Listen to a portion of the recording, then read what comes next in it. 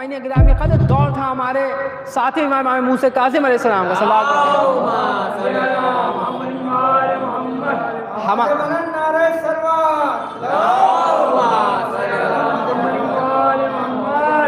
ہمارے ساتویں امام موسیٰ کاظم علیہ السلام کا دور تھا. ہمارے ساتویں امام کے دور میں ہارون رشید نے امام کو قید میں رکھا ہوا تھا، اور ہارون رشید یہ ملعون تھا، اس کو مناظرے کرانے کا بڑا شوق تھا. یہ علمی بحثیں کراتا تھا، انہیں بیٹھ کے سنتا تھا. ایک روز اس نے سوچا کہ لاؤ موسیٰ کاظم کو بلایا جائے اور اس سے کوئی سوال کیا جائے، اور پھر جو میرے درباری علماء ہیں یہ سوال میں ایسا کروں گا کہ اگر یہ جواب نہیں دے پایا تو ان کا مذاق بنایا جائے گا، نعوذ باللہ ان کی توہین کری جائے گی، استغفر اللہ. اس نے اس نیت سے امام کو بلایا، لیکن وہ ملعون یہ بھول گیا تھا یہ اس کا بیٹا ہے جو ممبر پہ بیٹھ کے دعوی سلونی کیا کرتا تھا، یہ اس کا بیٹا ہے. اب انہوں نے امام کو بلایا اور امام سے ایک سوال کیا کہ فرزند رسول میرا ایک سوال ہے.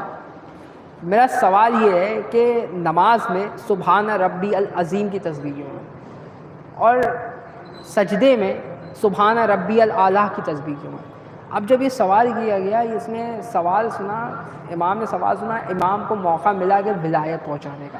اب دیکھیے امام نے ولایت پہنچائی کیسے، امام کو موقع ملا ولایت پہنچانے. اب دشمن کا دربار ہے، امام طوق و زنجیر میں جکڑے ہوئے ہیں، اور امام کو اب ولایت کی تبلیغ کیسے کرتے ہیں. اب امام نے کہا ٹھیک ہے. امام نے کہا سن، جب ہمارا نانا معراج پہ گیا تھا، جب ہمارا نانا عرش عظیم پہ پہنچا تو وہاں پہ جو فرشتے تسبیح کر رہے تھے وہ سبحان ربی العظیم کی تسبیح کر رہے تھے.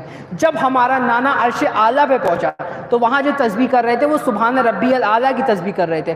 ہمارے نانا کو جو یہ نماز ملی ہے یہ ہمارے نانا کو ملی ہے معراج سے، اس لیے ہمارے نانا نے فرمایا الصلاۃ معراج مومن، نماز مومن کی معراج ہے، نماز مومن کی معراج ہے. اور رسول کی معراج تب تک مکمل نہیں ہوتی جب تک اس میں علی نہیں آ جاتا ہے.